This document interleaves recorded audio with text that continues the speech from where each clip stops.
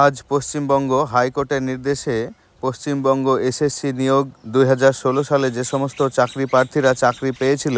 তাদের সমস্ত প্যানেল বাতিল বলে ঘোষণা করেছে হাইকোর্টের তরফ থেকে।